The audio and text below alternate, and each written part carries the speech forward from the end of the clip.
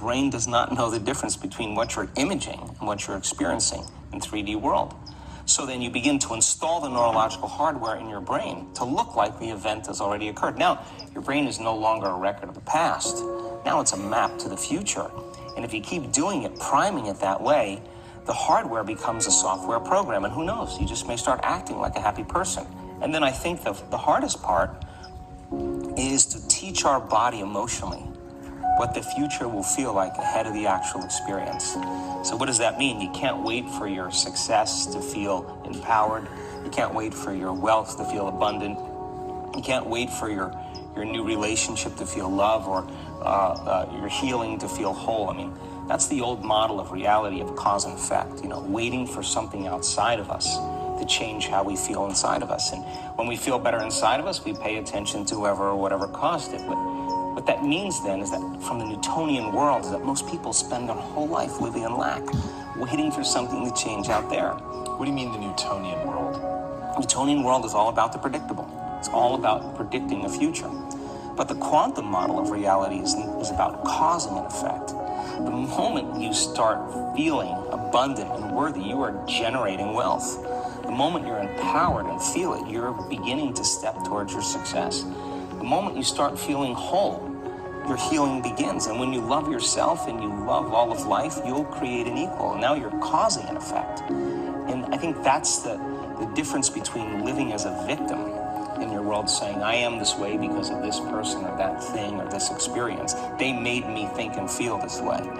When you switch that around, you become a creator of your world, and you start saying, my thinking and my feeling is changing an outcome in my life. And now that's a whole different game, and we start believing more that we're creators of reality.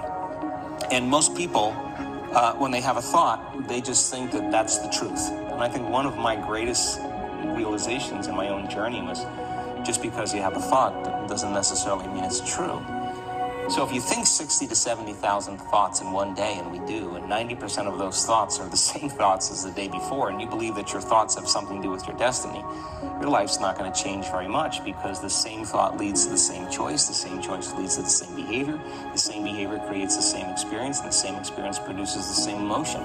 And so then the act of becoming conscious of this process to begin to become more aware of how you think, how you act, and how you feel.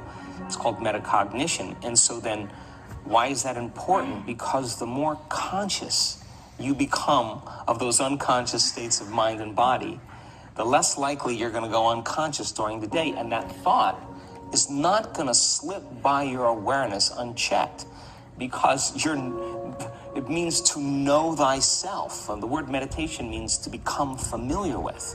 So as you become familiar with the thoughts, the behaviors, and the emotions of the old self, you're retiring that old self. As you fire and wire new thoughts and condition the body into a new emotional state, if you do that enough times, it'll begin to become familiar to you. So it's so important, just like a garden. If you're planting a garden, you got to get rid of the weeds. You got to take the plants from the past year and you got to pull them out. The rocks that sift to the top that are like our emotional blocks, they have to be removed. The soil has to be tenderized and broken down. We have to make room to plant a new garden. So primarily, we learn the most about ourselves and others when we're uncomfortable. Because the moment you move into that uncomfortable state, normally a program jumps in. When that program jumps in, it's because the person doesn't want to be in the present moment and engage it consciously. If you're not being defined by a vision of the future, then you're left with the old memories of the past, and you will be predictable in your life. And if you wake up in the morning and you're not being defined by a vision of the future, as you see the same people and you go to the same places and you do the exact same thing at the exact same time, it's no longer that your personality is creating your personal reality. Now your personal reality is affecting or creating your personality. Your environment is really controlling how you think and feel unconsciously. Because every person, everything, every place, every experience has a neurological network in your brain. Every experience that you have with every person produces an emotion. So some people will use their boss to reaffirm their addiction to judgment. They'll use their enemy to reaffirm their addiction to hatred. They'll use their friends to reaffirm their addiction to suffering. So now they need the outer world to feel something. So to change then, is to be greater than your environment, to be greater than the conditions in your world. And the environment is that seductive.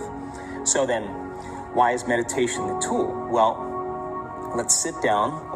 This releases energy from your... Cole, he's my miracle child. On your toes, right here.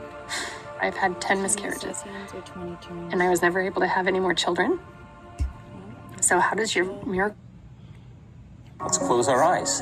Let's disconnect from your outer environment. So if you're seeing less things, there's less stimulation going to your brain.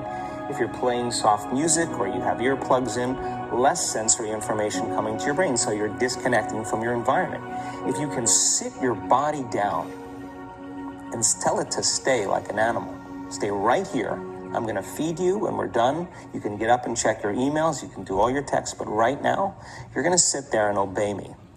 So then, when you do that properly, and you're not eating anything or smelling anything or tasting anything, you're not up experiencing and feeling anything, you would have to agree with me that you're being defined by a thought, right? So when the body wants to go back to its emotional past, and you become aware that your attention is on that emotion, and where you place your attention is where you place your energy, you're siphoning your energy out of the present moment into the past, and you become aware of that. And you settle your body back down in the present moment, because it's saying, well, it's 8 o'clock. You normally get upset because you're in traffic around this time. And here you are sitting, and we're used to feeling anger, and you're off schedule. Oh, it's 11 o'clock, and you usually check your emails and judge everybody. Well, the body's looking for that predictable chemical state. Every time you become aware that you're doing that, and your body is craving those emotions, and you settle it back down into the present moment, you're telling the body, it's no longer the mind, that you're the mind. And now your will is getting greater than the program. And if you keep doing this over and over again, over and over again, over and over again, just like training a stallion or a dog, it's just going to say, I'm going to sit. And the moment that happens, when the body's no longer the mind, when it finally surrenders, there's a liberation of energy. We go from particle to wave, from matter to energy, and we free ourselves from the chains of those emotions that keep us in the familiar past. And we've seen this thousands of times. In fact, we can actually predict it now in brain scan.